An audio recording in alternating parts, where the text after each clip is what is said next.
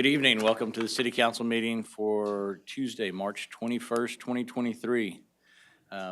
Ms. Hilbrick, will you please call the roll? Yes, sir. Councilman De La Garza? I am present. Councilwoman Solis? Here. Councilman Crocker? Here. Councilwoman Scott? Here. Mayor Pro Tem Young? Here. Councilman Lofgren? Here. And Mayor Bucknight. Here. And if everyone will please rise for the pledges, followed by a moment of silence. Pledge allegiance to the flag of the United States of America and to the republic for which it stands, one nation, under God, indivisible, with liberty and justice for all. Honor the Texas flag. I pledge allegiance to thee, Texas, one state, under God, one and indivisible.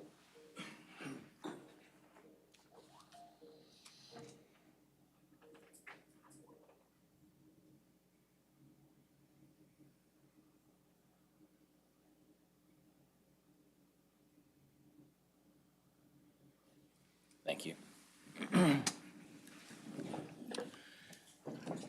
Good evening, Mr. Garza.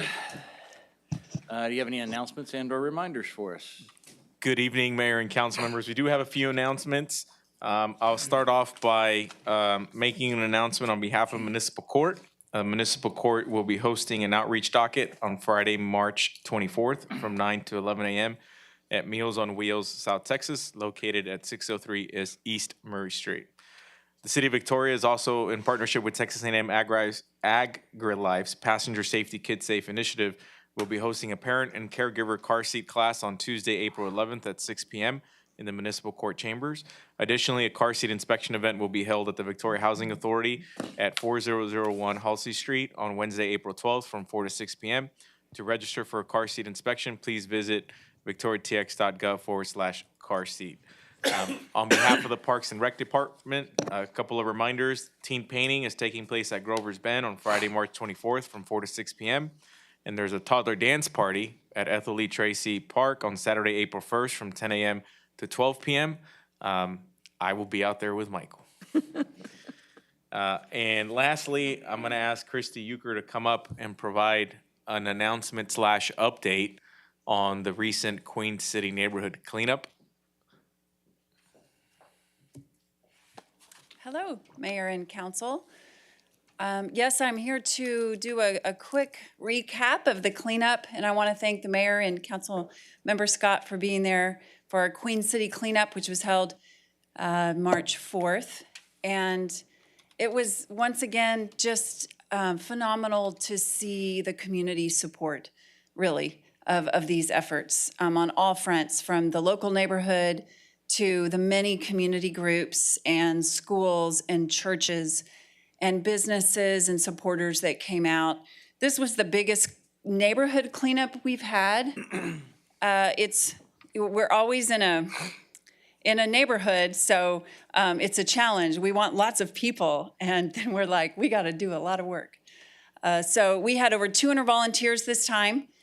We had 83 bags of litter collected. This time we sent teams out and actually counted bags of litter we picked up.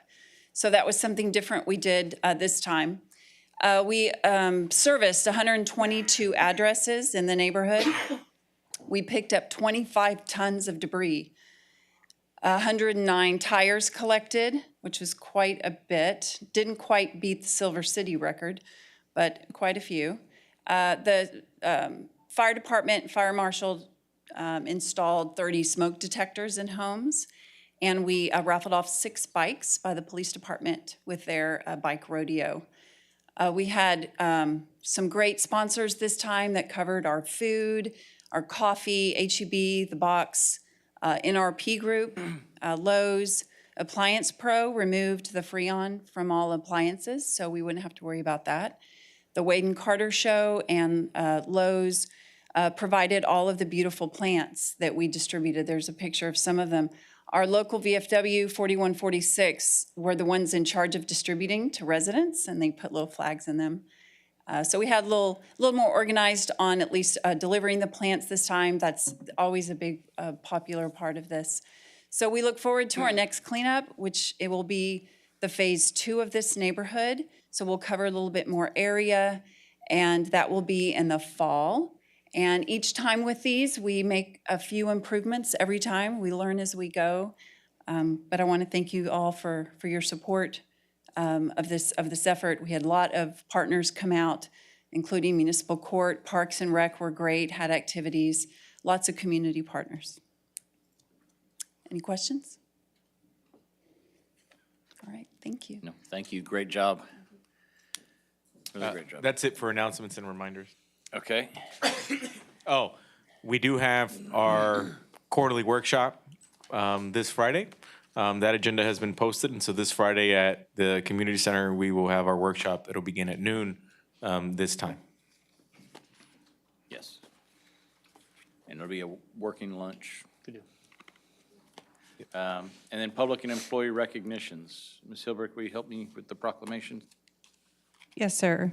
Whereas Sexual Assault Awareness Month is intended to draw attention to the fact that sexual violence is widespread and impacts every community member of the Golden Crescent area, and whereas rape, sexual assault, and sexual harassment impact our community as seen by statistics indicating that 1 in 5 women and 1 in 4 men experience some form of contact sexual violence in their lifetime, and whereas child sexual abuse prevention must be a priority to confront the reality that 1 in 4 boys and 1 in 3 girls will experience a rape or attempted rape before the age of 18, whereas we must work together to educate our community about sexual violence prevention, supporting survivors, and speaking out against harmful attitudes and actions, and whereas their leadership, dedication, encouragement, there is through those, there is evidence that we can be successful in preventing sexual violence in the Golden Crescent area through increased education, awareness, and community involvement. And whereas the Golden Crescent area strongly supports the efforts of national, state, and local partners,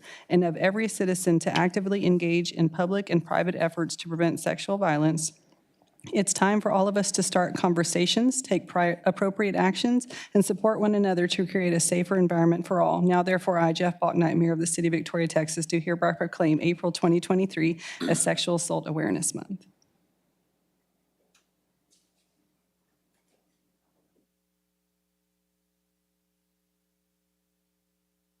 We can clap, right?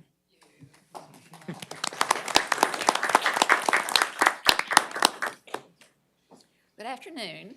My name is Jenny Stafford. I'm the CEO of Midcoast Family Services, and this is Beth Svetlik, and she runs our Victim Services Department, which is over our sexual assault prevention program. And if you can't tell, I'm a baby boomer, been around for a little while, and as I was growing up, there were some things that you just didn't talk about, and especially in my home that was very, very conservative. We didn't even talk about SEX and what all that meant. So it's rather ironic that as an adult that I deal with that subject on a daily basis. Our mission at Midcoast is to empower children, individuals, and families to live a life free from family violence, homelessness, sexual assault, and substance abuse. And way too often those things intersect with each other. But even though that conversation may be a little uncomfortable for me, and I want to be cognizant of aware of the way it may be perceived by others when we're talking about sexual violence or sexual assault or child abuse, just because it's hard doesn't mean it's not something we should do. We've got to talk about it. And one of the things that we encourage the community to do is to join us during the month of April.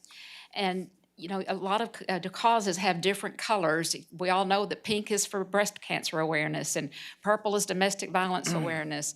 And for our sexual assault awareness, we wear the color teal. And I'm going to bring you all a teal ribbon and encourage you to wear that for the month of April, with particular emphasis on April the 4th, when we've also asked some churches to join with us and ring some bells and raise community awareness. But just by wearing that teal ribbon, perhaps you can encourage somebody who has suffered a sexual violence of some sort to tell them, without even using words, that you support them in their journey and healing, that you understand that it's been a process, and that you will support the efforts to prevent future sexual assaults. Thank you for the proclamation, and we will hang it up in our office and be very proud of it. Thank you, Ms. Thank you. Stafford. Thank you. All right, items from council. I'd like to pull D4. Yes. I already pulled it too, so. I Mr. Garza started pulled it. it. You got pulled. You started it? Yeah, and we actually asked staff plan to pull it as well, and we actually have a presentation. In retrospect, we shouldn't have had put it in on consent. So we do have a short presentation for that when it comes up, to have a conversation with you about it. All right. Anybody else? All right, we're going to citizens communication. Mr. Vonderau.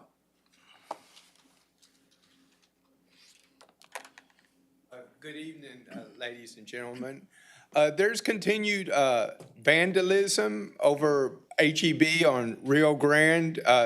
They knocked 8 pieces now out of the fence, and you can put a whole body through 2 different places, and it's too much trouble to use that nice sidewalk, the city of Victoria spent to cross, legally. It's easier just to get a sledgehammer and just bust the fence down and, take a shortcut. And this don't seem to stop. And TEDEC spent lots of money fixing the fence and putting brand new boards, and they continue it. And I don't know what the answer is. Just someone from code enforcement to just sit there on a chair 24 hours a day and make sure no one does that.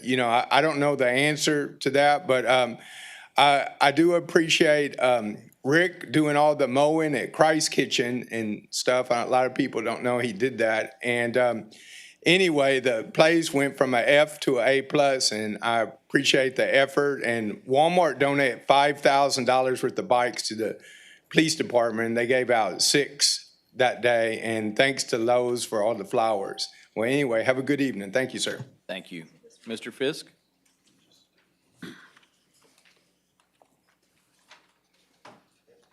Good evening, Mayor, City Council members, and interested citizens. As a resident of Victoria, I take an interest in the success and growth of the city. I am sure that all of you take a similar interest. As I attend various meetings that focus on business growth in the greater Victoria area, I notice consistent challenges.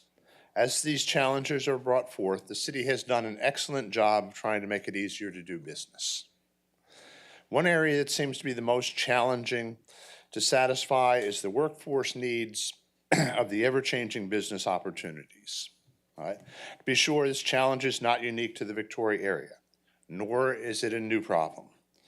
All right? Finding, recruiting, training, and retaining good employees has been and will continue to to be the great challenge of expanding economic development. We are fortunate in having a number of excellent educational facilities that provide a wide variety of options.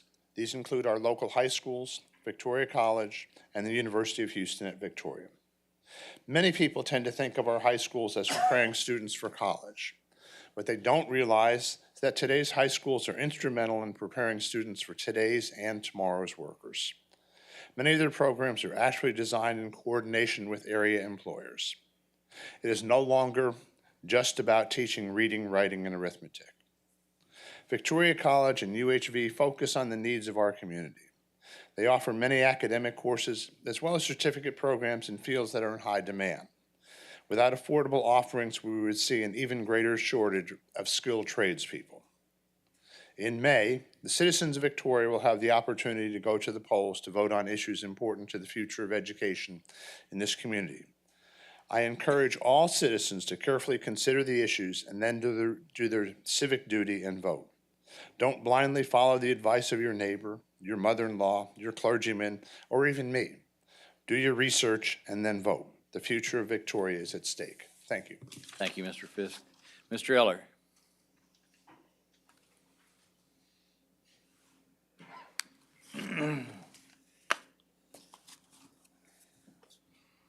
My name is Kenneth Eller. I live a block away from Bird Dog Bar and Restaurant. Been to y'all already once or twice, and I'm still having the trouble with the vibration that is created by them.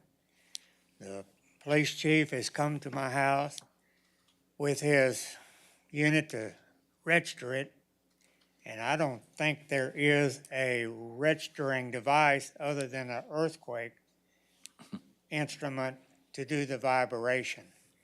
And I surely would like to know what y'all have been trying to do to correct it.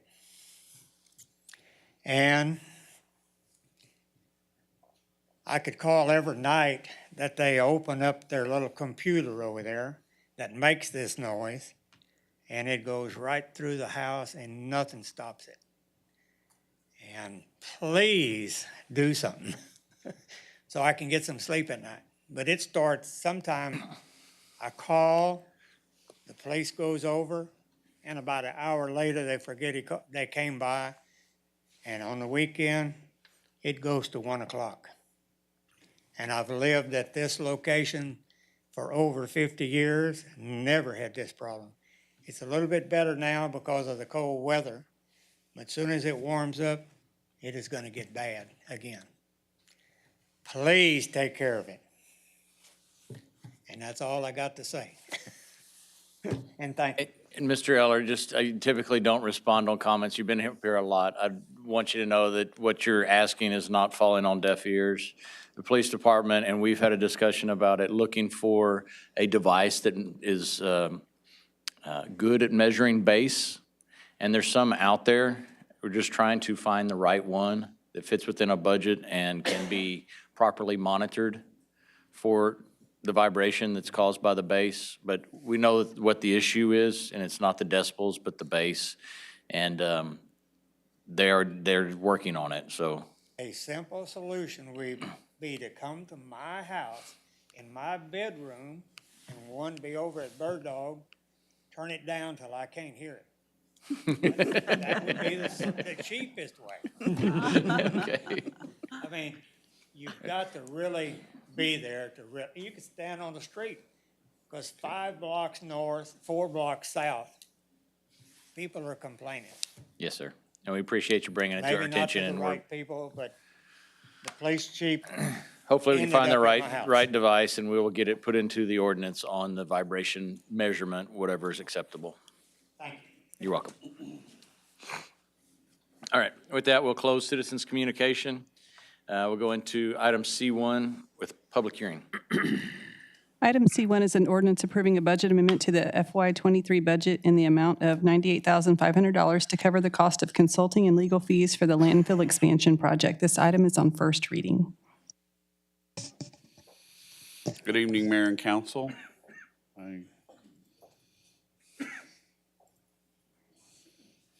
We're having a little technical difficulty.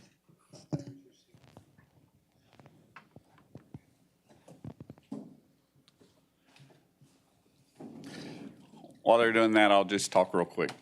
So in 2018, we began a process to expand our landfill. We're still currently in that process. We are still working through to get, there's my slide, to get our some approvals to be technically complete. And so with that, we've used up our budget that we set in 2018. We've done 8 tasks. Now we are in the middle of task 9, and I'll be bringing that contract to y'all at the next meeting to be amended to add 9 through 12. I just want to say that 9 will happen. 10 through 12 is a possibility.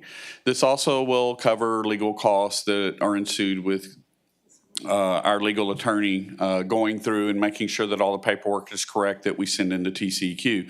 So our original budget was 1.51. We're asking for another 98.5, again, if needed. So we would not exceed that without coming back to council for a total cost of 1.15. And I'll answer any other questions. Yes, ma'am? So this is to cover task orders 9 through 12. Is there a number, how many tasks are involved in this whole process? There's just so many, you know, when you send in these technical documents, and we're talking about a document that's thousands of pages long that we send in, it's not, there's a back and forth where they send us notice of deficiencies, which isn't really a deficiency, it's just the name, but they're asking for clarification on different things.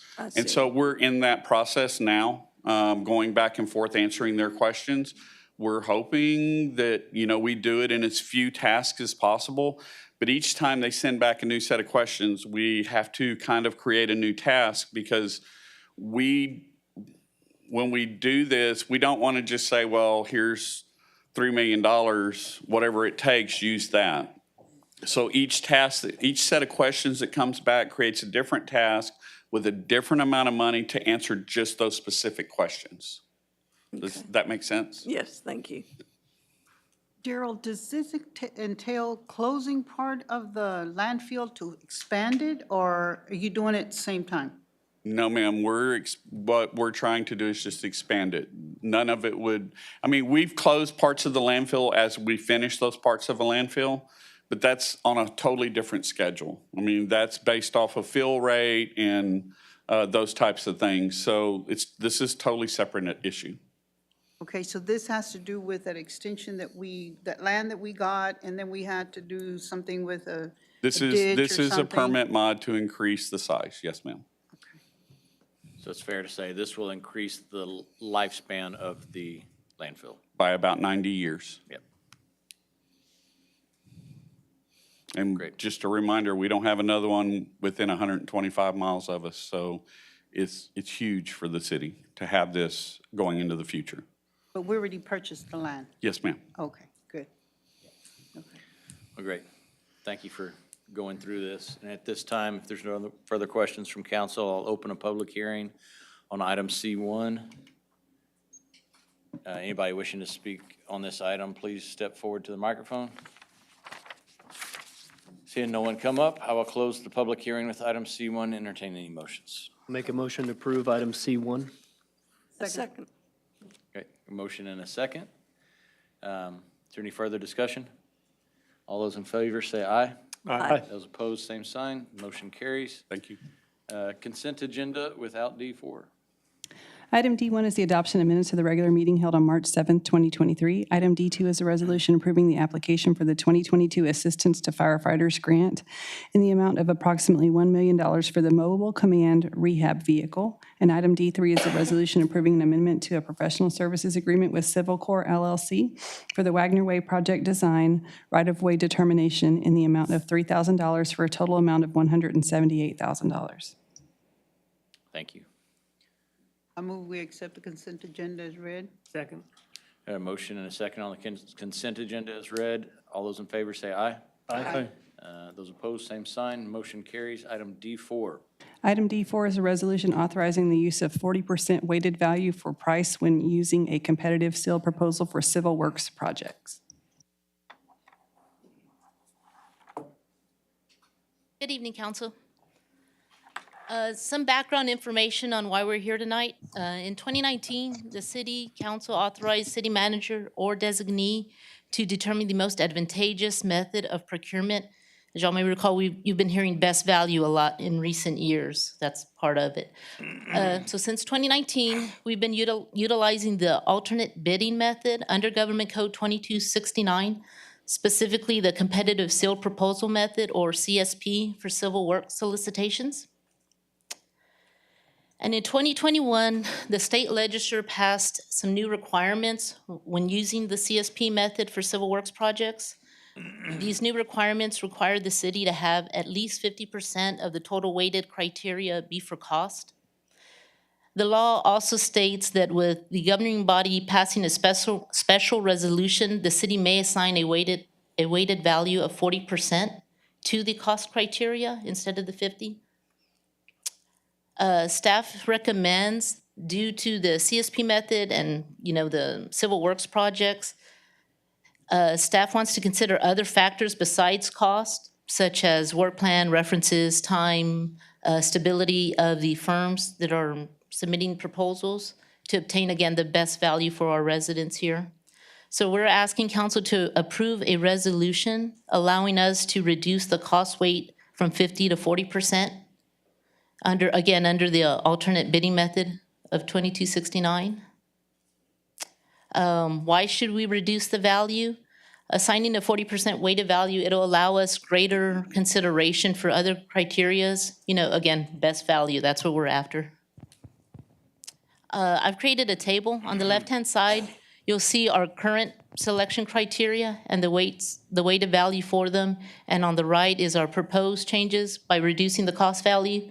So the two that have changed are cost of work and the schedule contract time. That's gone up 10% to 25, still a total of 100%. Next steps, if council approves this resolution, we will be able to reduce the weighted value for civil works projects.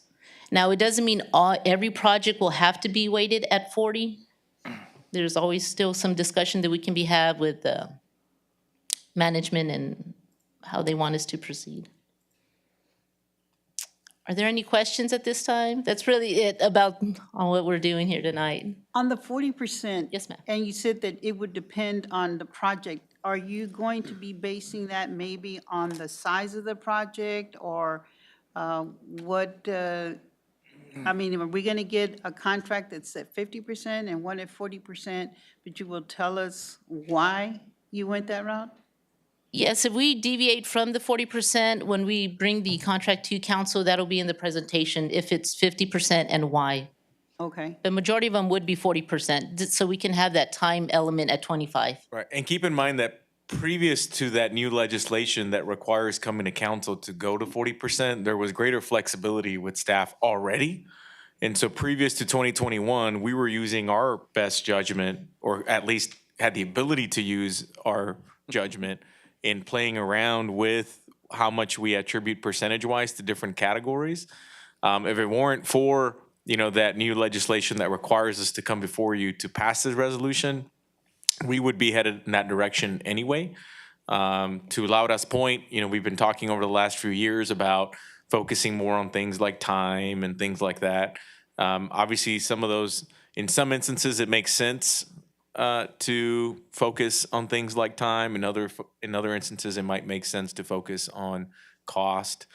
And so really what we're after is flexibility for us to use our professional judgment in determining which projects are worth evaluating at 50%, 40%, or maybe some we could even, be higher than that too, I think. Or maybe that new legislation prevents us from doing that. I think it caps us at 50. Yeah. So just trying to get some flexibility that we lost when that piece of legislation passed in 2021. Yes, and like Jesus is saying, previously, our weighted limit for cost was 35%. If previous to 2021, under 2269. It may be just me, but I've heard in the presentation and several things, people keep focusing on this is for civil works projects. Yes. What do we do that is not a civil works project?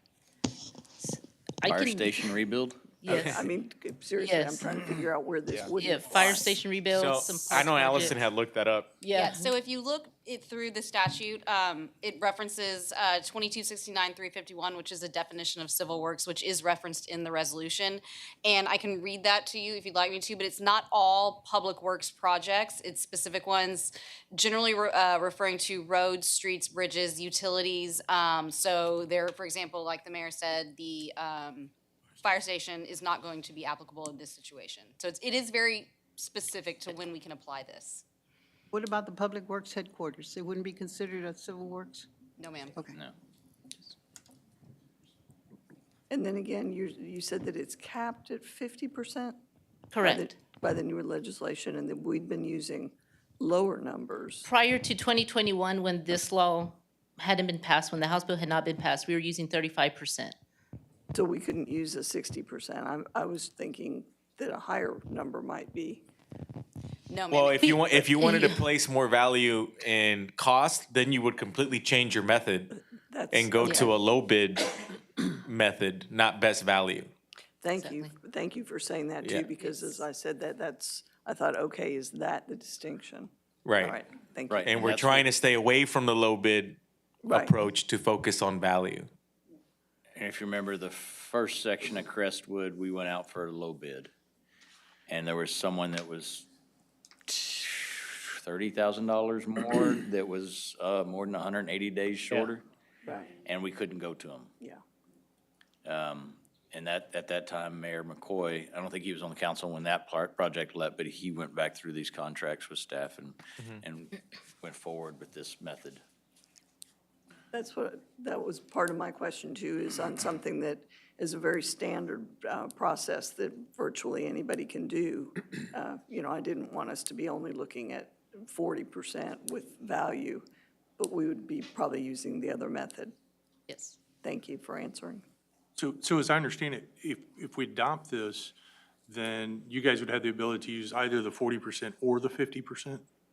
Yes. Correct. Okay, and I guess kind of walk me through kind of, I guess, what your criteria would be to say, okay, which one are we going to use? What types of projects would you say, these we use 40 on, but this type we use 50 on? What makes that differential, I guess? Yeah, I mean, that's a great question. I mean, obviously, we can, dissect a lot of different projects in terms of factors. I mean, but the best way I can answer your question in a succinct fashion would be to simply say that we would use our professional judgment to determine when that's appropriate or not. I think it goes without saying that when we're advertising for large projects, such as like the Crestwood phases as an equivalent or other thoroughfare projects, that it makes sense to focus on things like time, because those projects do impact quality of life for residents through street closures and things of that, versus other projects may not necessarily impact residents' daily patterns as much, where things like time may not be as big of a priority as an example. And so we'll just have to use our judgment, in that regard. So there's not a standard criteria then for one or the other? No. Okay. I have a question, but it's a math question, and I will ask somebody after the meeting. I don't want to get into the math. Bring it on.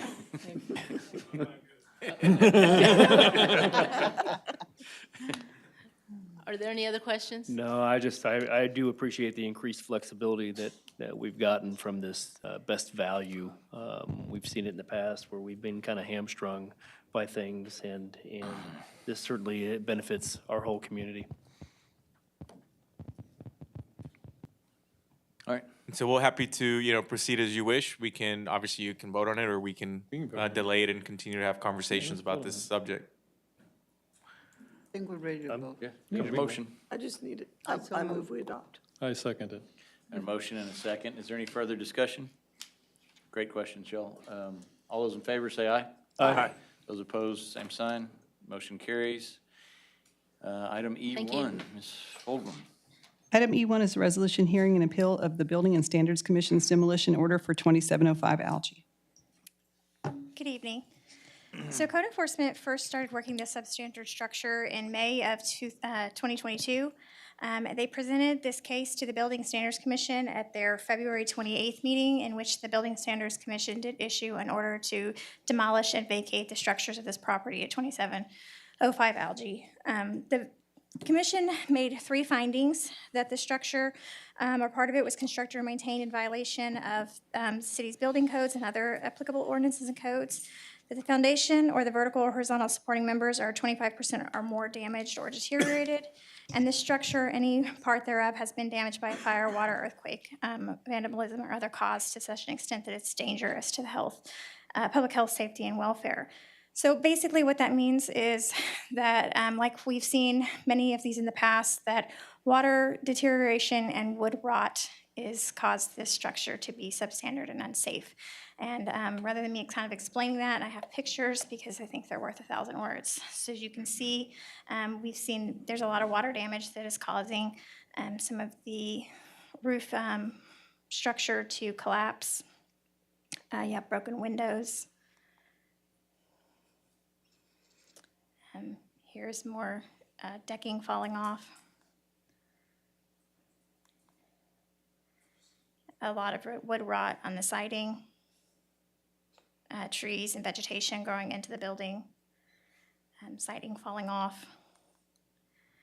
A lot of wood rot. Sometimes those large view pictures don't quite tell the story of the amount of damage that some of these up-close pictures show. So of course, to repair that, all of that wood would have to come down and be replaced to make the structure safe again. And so, and that's just the wood that we see visible. Once you start pulling off siding, generally there's a lot more additional wood rot or deterioration because of, water damage and being exposed to the elements. So you can see holes in the roof.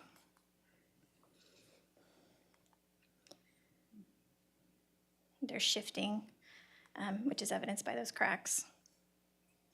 And then there's the subfloor is also spongy, according to the inspector's reports as they were walking the property. And then, of course, it's missing in some areas. So a lot of floor joists are rotted or deteriorated. And you have evidence of mold. So these pictures are recent from February. The exterior pictures were originally from October. There's also an accessory structure that is included in the demolition order. And these photos were taken today. So you can see that there has not been any work. So with that, staff does recommend that council uphold the Building and Standard Commission order to demolish the structure, and I'd be happy to answer any questions. Julie, in her appeal, what did she appeal for? Just for us not to knock it down? Yes, Or ma'am. for time? To not demolish it. I believe she wishes to try and sell the property.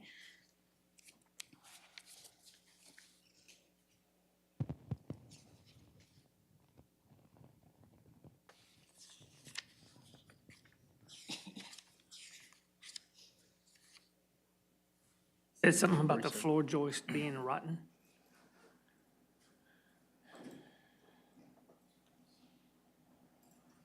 That's a pretty good picture to kind of highlight that issue.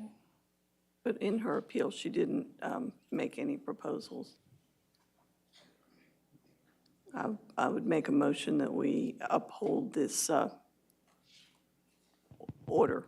I think that's what the motion said, that we approve this item and uphold the order. I would make that motion.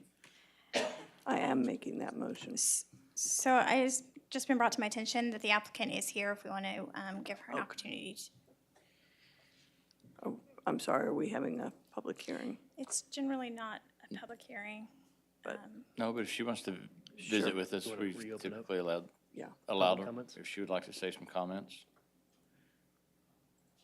Yes.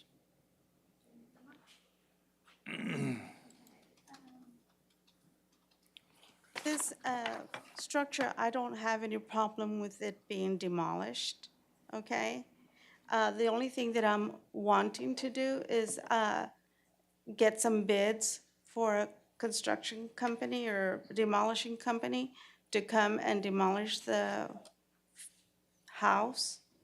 It was my father-in-law's house, and we've owned houses before, but at our late stage, old, we cannot continue to fix these houses that they've had in the family for years or decades. And since my husband has passed away recently, there is a need for me to evaluate our financial status. And then I do recommend demolishing, but I need to do my own footwork here because I'm not getting calls from demolishing companies, and I've only been working on it for 2 weeks because the notices had been going to another address, that we don't live in Victoria. We live in Houston. So I'm asking for more time, if possible, to act on it myself instead of the city. Curious, what demolition companies in our area have you contacted? Victoria Demolition, or Demolition Victoria or something like that, Omni, and that's it. I mean, I have to do the footwork here for me to do it because online you don't get very much of a response, and therefore I need to come here and stay for about a week somewhere and do my footwork. And would it be possible if we gave her a month to have it demolished and Maybe Ms. Fulgham could help her with a list of demolition contractors that the city's aware of. Mayor, what you can do is uphold the decision to demolish so that that stands, and then she can work with code enforcement to find a company to get it demolished within a reasonable amount of time. And so that they'll be able to work with her after that to make sure that happens for Okay. her. All right.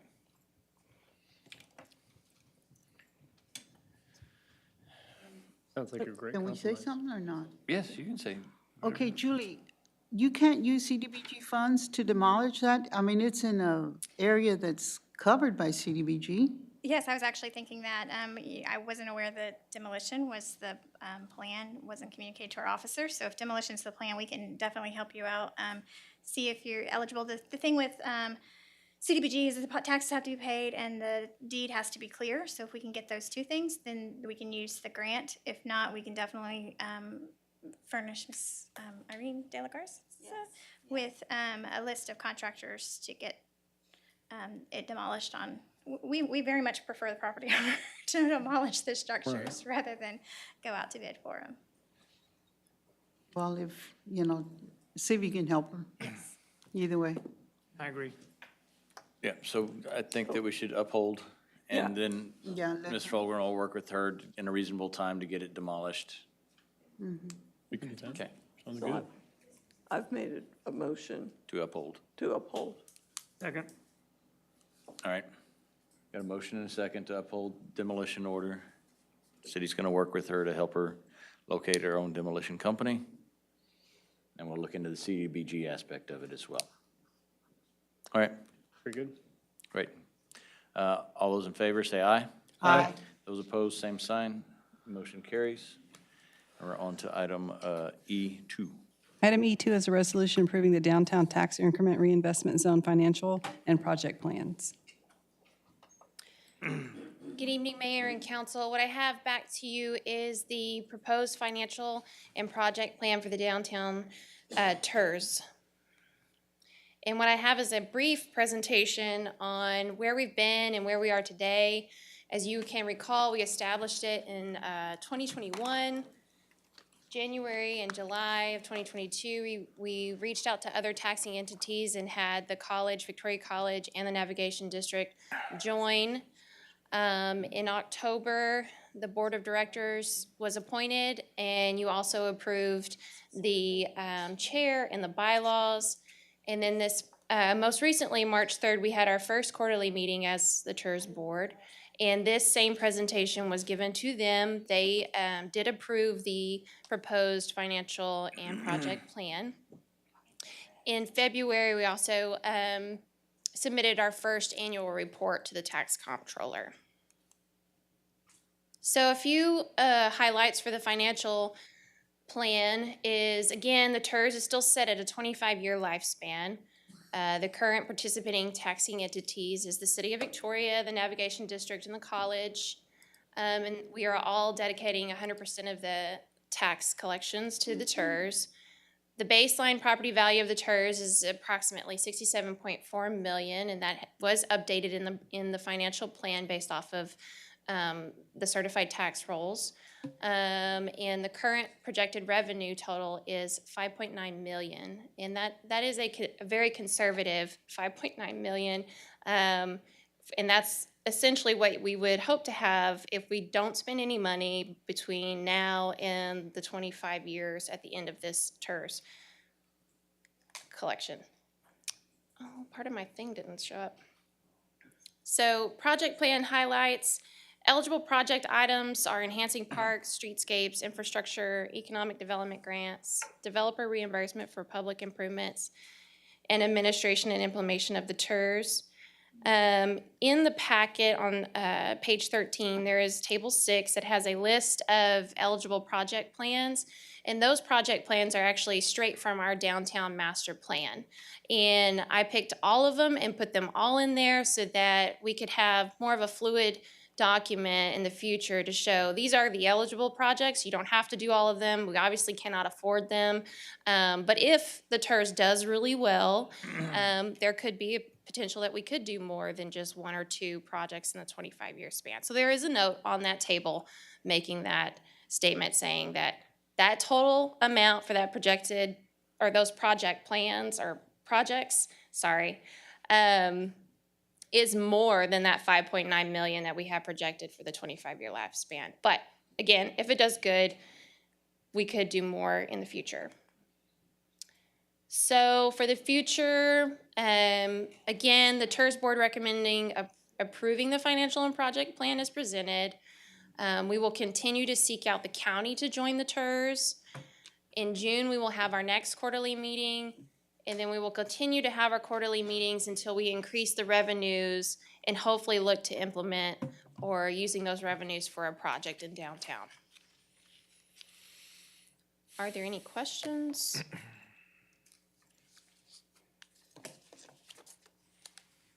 Okay.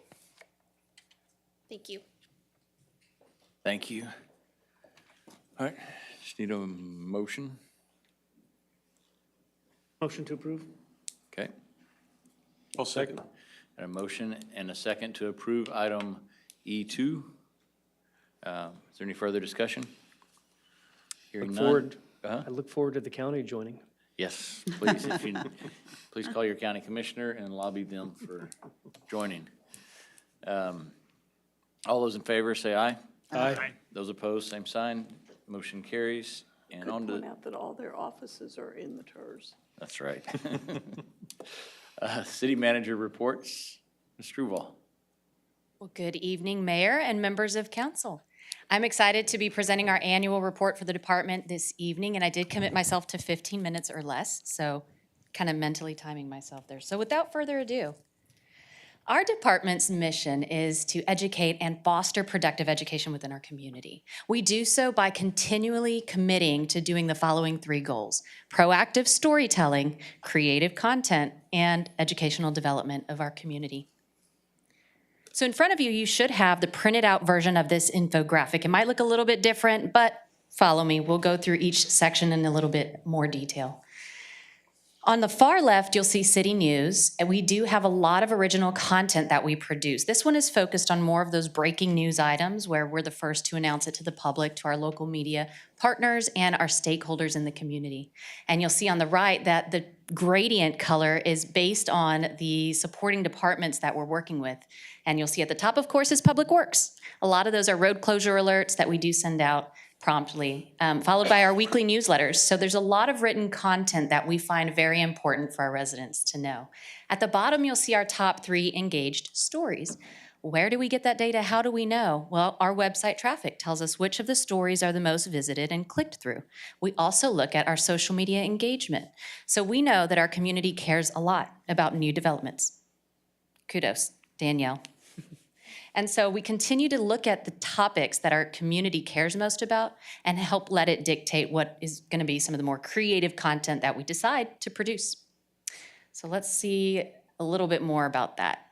So you'll see a few screenshots of our latest updates via our newsletter, and additional content has created additional subscribers across the board. We continue to see our average open rate through those newsletters increase as well, and 41% is actually above the national average of newsletter open rates, which is a pretty good indicator that it's growing. The other method that we employed through our written news content was a series called Behind the Budget. This was actually one of 3 blog series that we used to address misinformation or just misunderstandings within our community. As you can see, the budget is complex, and so we want to help further advance our residents' educational development when it comes to important topics that we constantly see and hear questions about. On the right, you'll see information channels. We have a lot of channels that we employ or put our content on, but this is not an exhaustive list, but it is the ones that we have easy access to data to kind of give us metric and tell us what we're being successful on. And so on the far right, of course, Facebook is one of the easiest ways to see what's being successful and a way that we communicate with our residents. So most viewed, of course, is video. And all of those videos on the top, looks like 1, 2, 3, 4, 5, is produced by our department. So that was pretty exciting and affirmation that we're headed in the right direction. And then, of course, most engaged was, again, those new development topics and community pride sort of topics like our Christmas parade. We have a lot of float entries, of course. And then, of course, the crosswalk art. People got really excited about that. And once again, you do see DJ Daniels' visit to Victoria, not only on the most viewed, but also on most engaged. So that was a common denominator there as well. As our posts and our content that we produce increases, we continue to see increased engagement, following, and overall reach. So we know that when we see that reach number going up, that we're definitely getting our message heard. We want it to be a two-way dialogue at the end of the day. We don't want to just be shouting out information. We want to make sure that people are actually receiving it. At the lower right, we see a familiar face right there. It looks like our mayor. Is that right? So with that, we did also address another information gap, and that was those commonly asked questions we would get, either calls to our office or on social media or other methods through face-to-face contact. We saw those questions were answered in these meetings.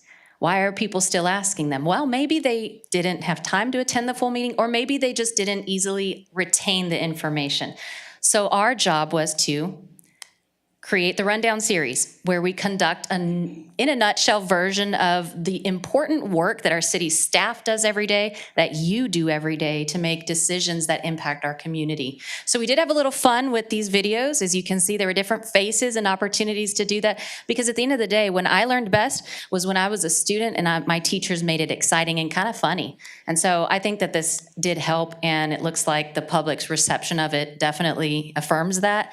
And at the end of the day, it's all because of the hard work that our staff does, that you all do, and you can see that our community certainly cares about it and wants to know about it.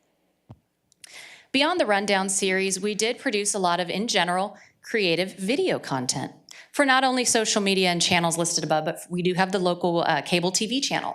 So starting with Talkin' Trash, it was a fun little frontline worker behind the scenes documentary, and Daryl's going up next week. Don't show it because it is 30 minutes and we don't have that time. But if you do have time, check it out. We got a lot of good feedback from our residents and even our city staffers, family members on that one. We also partnered with the library for VPL Jams. They did such a great job showcasing our local musical talent here in the community through their Facebook live streams, and we thought, let's make a more cinematic version of it, make it a little bit upscale. And so we partnered with them and we featured our first Jacob Kyle. So we do plan to continue that effort. The other spinoff that we had was of Town Talk. So that's more of a kind of structured educational piece with our local leaders and community leaders. The show without a name was more of a candid opportunity to have some of those conversations about important topics that our community cares about in a more fun environment. We were inspired by the success of the Rundown series and the language style that kind of reduced those barriers that we commonly see some of the residents having when it comes to the work that we do and how we communicate it out. And so I think that we're going to continue this series because, as you saw, it was one of the top 5 most engaged videos of the year.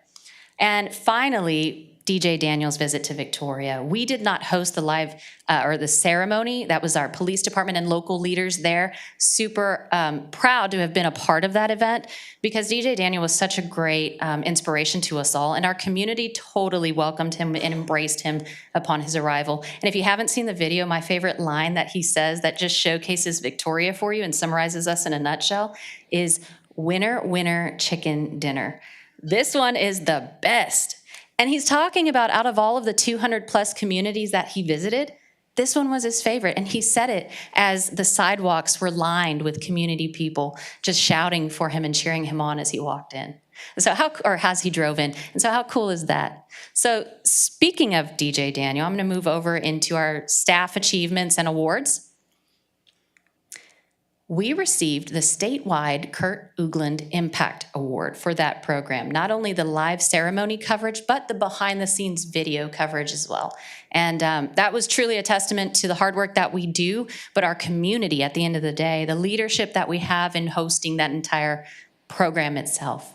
And of course, we won a few other awards, which is pretty exciting and just, again, affirms that we're headed in the right direction. And we also value educational development continued for our staff so that we can apply the skill sets that we learn to our job.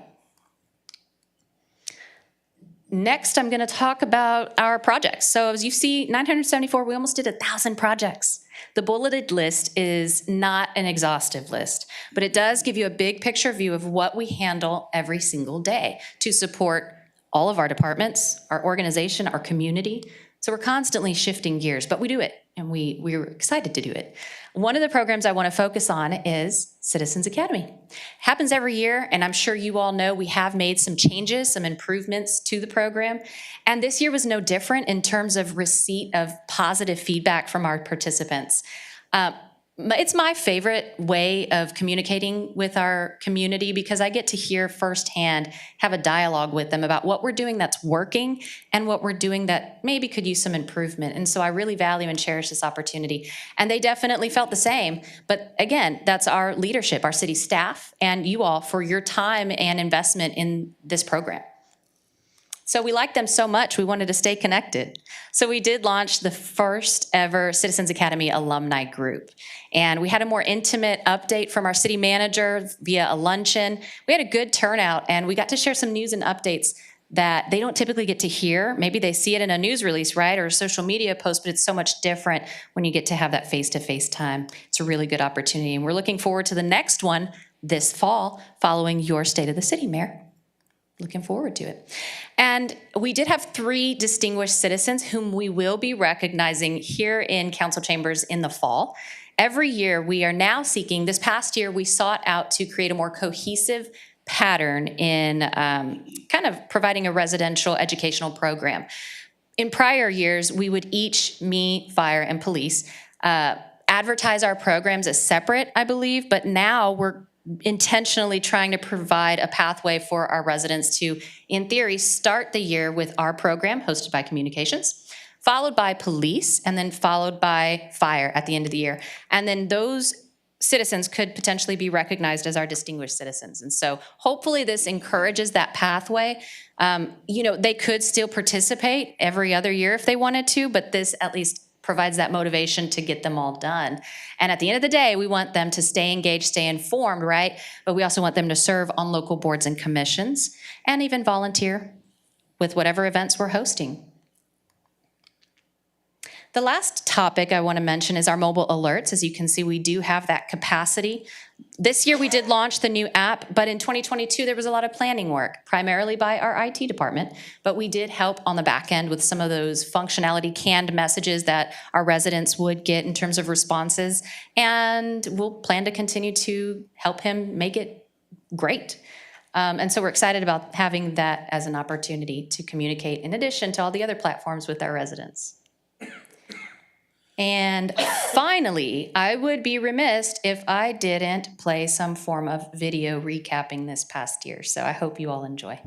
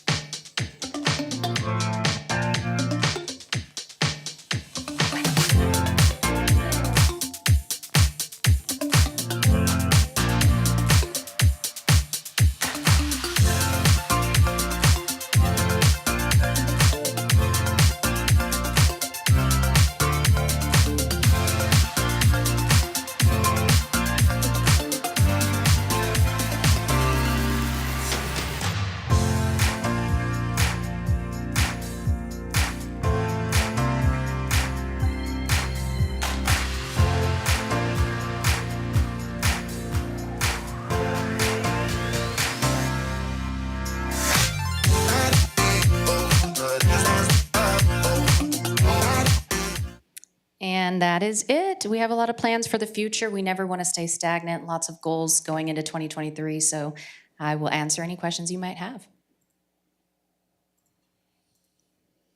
Awesome job. Excellent. Your presentation's going to be a tough act to follow.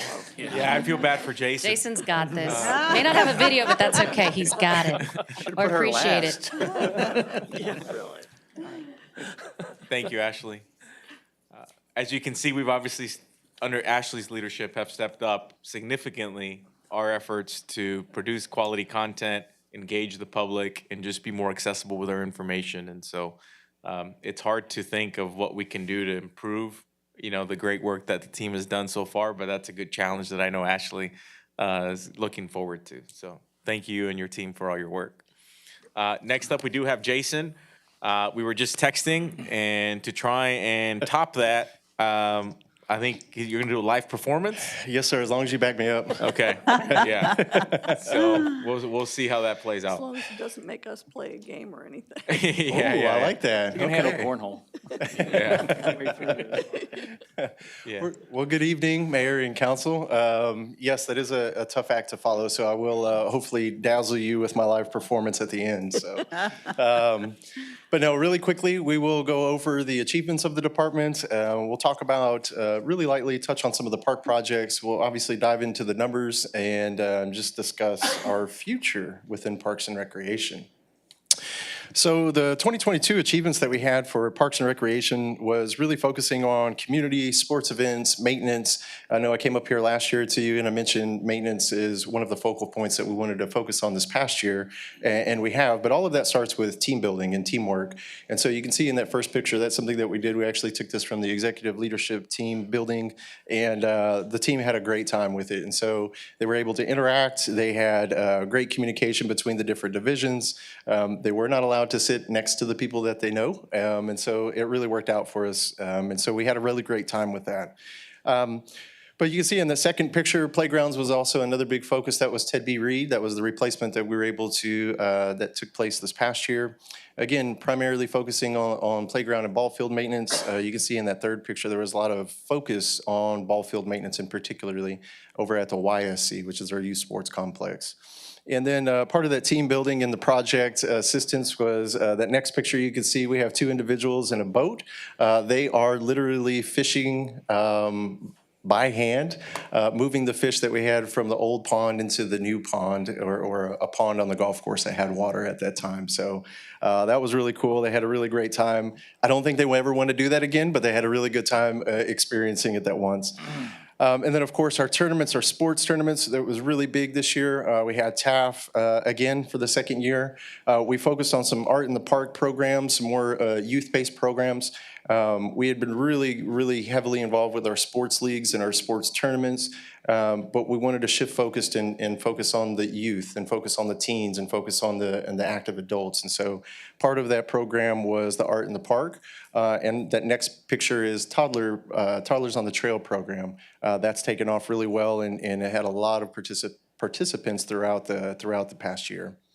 And of course, community, don't want to leave that last, but have definitely made ourselves more involved within the community as far as presentations are concerned. And so we were asked to go to a couple career days for elementary schools and also attend the UHV Career Day. And so we were excited about that opportunity. And like Ashley had mentioned, some of the larger events that we have, and Christmas Parade is obviously one of the big ones that we absolutely look forward to. So really great stuff going on, a lot of fun stuff. But one of the things that I want to focus on is the park maintenance. A couple of things. We were really focused on training this past year. And so, all the way from tree trimming training to, again, the ball field maintenance training, we had professionals that would come in and they would assist our department and teach our employees how to properly use some of the equipment and even show them some tricks. We started collecting data as well within the park's maintenance operations. We have a small little bit of data that we have been able to capture. For instance, some of that data is down there at the bottom bullet point, where we've actually spent over 5,000 hours in Riverside Park alone. That was over a 6-month time period. That all equates to just mowing and weed eating and some general maintenance. That doesn't account for special events or anything like that. And so we are starting to capture a lot more of that data, trying to really help us figure out where our efficiencies are at, where we're spending a lot of our time, and is there a way that maybe there's some areas that we need to pull back time on and reshift focus somewhere else. So that's been a really big thing for us as a department, is really trying to get the team, kind of surrounding that, because it takes a lot of effort to be able to capture that kind of data. One of the things too that we've started doing in Riverside Park was focusing on nature areas, and so really focusing on reestablishing native prairie lands within Riverside Park, and so that started taking place at the tail end of last year. And of course, our maintenance division always supports our recreation team. You can see a couple of them having fun with Santa Claus there in the middle picture. And fun obviously is a big part of that. Richard and his oversized trike that is sitting in one of the parking lots. And then, of course, we have the golf course. One of the big things that we were able to accomplish this past year was installing the GPS system, and that has been very helpful for Rolando and his team. Again, one of the things that I had mentioned is we were capturing data. You may be wondering, what the heck is this map up here with a whole bunch of stars? The RV park is something that we haven't historically captured data for. So there was a month last year in October that we shut down the RV park. We had to do some maintenance, and we needed to do some upgrading to some electrical components. And we also changed the way that our procedures are handled. So we're actually as before, we weren't able to actually meet with every single person that came in to reserve an RV spot. It was a trust system. They would go in, they would pay, and they would call it done. Now they have to come into the office, and so we're able to interact with them more. We're able to capture some of that information of where they're coming from, be able to tell them some of the really cool things that are happening in Victoria. But I wanted to show this to you. All the stars are where we're getting people coming into the RV park. We have people coming all the way from Canada. Switzerland is an interesting one. I'm going to stop you there. I'm really curious, and I trust your data. How did they drive over from Switzerland? I asked them the same thing. I asked them the same thing. So we have one individual that I know that has his own vehicle that he ships over. And then the other folks, because I asked the team the same thing, they think that they rent them. And they said, you know what, next time that we get someone from Switzerland, we're going to ask. I said, yes, please do. So yes, sir. All the way from Canada to New York. And of course, a lot of them are coming from the state, but it's about 50-50. So 50 outside the state and 50 within the state. Recreation, getting back to the outdoors, we've had a lot of really great events and great programs, which I touched on a little bit earlier. But we are focusing on some upcoming events that we were able to secure last year. Last year we secured the American Junior Golf Association event for 3 years, so that's going to be coming up next month.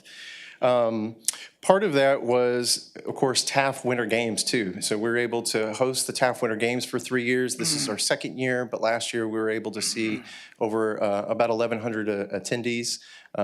This year it was almost double that, and so we had some really good turnouts with TAF. I'm really excited about continuing to host those over the next year. Of course, we held multiple outdoor events. The 75th anniversary of Riverside Stadium, that was an awesome event. We're able to also assist with some just other organizational events and large community scale events.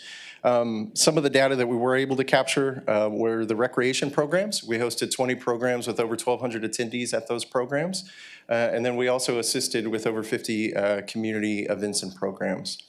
Some of those partnered organizations that we work with are the Teens Grounded. Obviously, the city departments are very supportive and helpful for us. All of them, can't thank them enough. And then Bad News Chairs is, they were a group that came up to City Council, I believe, last year, and we were able to work with them on a 4th of July event, and ever since then, we have been growing that partnership, and so they're super excited about continuing to team up with us for additional tournaments and programs.